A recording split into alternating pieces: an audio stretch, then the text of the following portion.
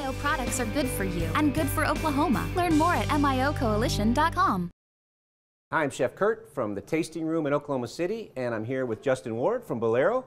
And today we're going to make a great dish that he created for a competition, the Oklahoma Cattle Women's first annual Iron Chef competition. And Justin took second place. Yes. Heated battle. We started off with 10 chefs? 6 chefs. 6 chefs. And they had an hour to prepare a mystery basket, and your main protein in there was the 200-calorie steak. Yes. So tell me what you did. Well, I was a little baffled at first because the mystery items didn't really work with what I wanted to do.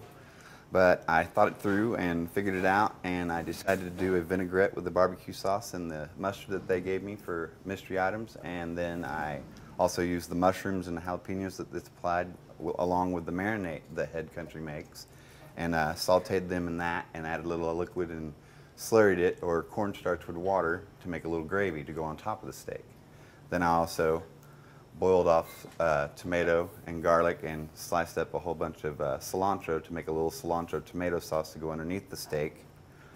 Along with Great thing is the palate. I mean, you got the Griffin mustard, you got the Head Country, you got the JM Farms mushrooms. I mean, you got a great palate to start with. So what do you got going here? You got Well, I've already sauteed the mushrooms and the jalapenos with the marinade that I had, and already turned it into the gravy with the water. Cornstarch, sir. Yeah, a little cornstarch. Flushed it up with water. That's great because, you at Bolero and me at the Coach House, we get all these great stocks and stuff, and it's a good way to make a dish without having 24-hour stock going. So. Exactly.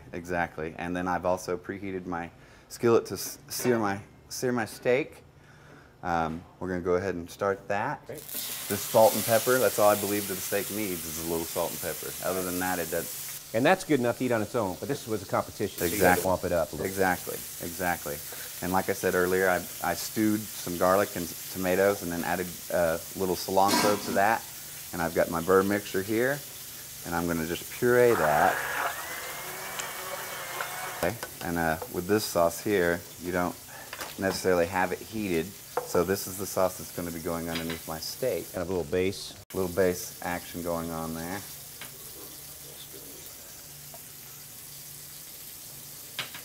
Nice and colorful. And then for my vinaigrette, I did a little cilantro, onion, a little garlic, mustard, the Griffin's mustard, and the Head Country. I know it doesn't sound right. And then also a little vinegar. Now it's getting to the point of the steak being so thin, I just flipped it and turned the heat off, let it finish cooking itself. And while I did that, I went ahead and grabbed my oil that they supplied, grabbed my emulsifier,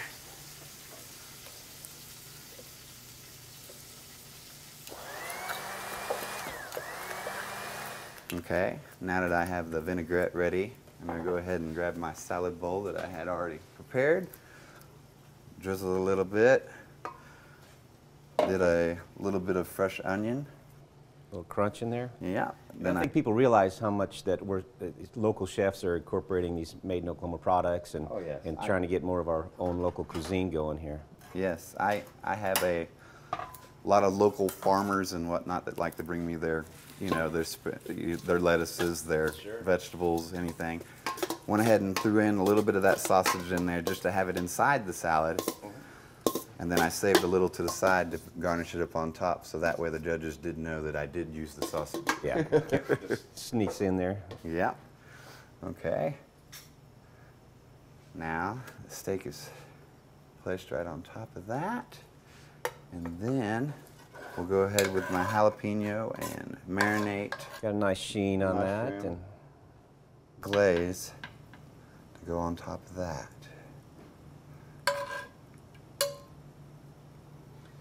That looks great. Well, I'm sure it was a close race there between second and first, because that dish looks great. I told him I'd get him next year. Yeah, it's fun to mix it up.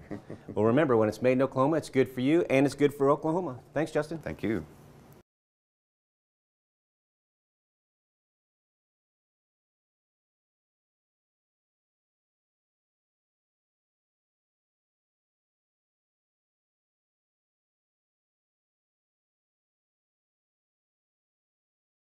Made in Oklahoma products are good for you and good for Oklahoma. Learn more at MIOcoalition.com or follow the Made in Oklahoma Coalition on Twitter and Facebook.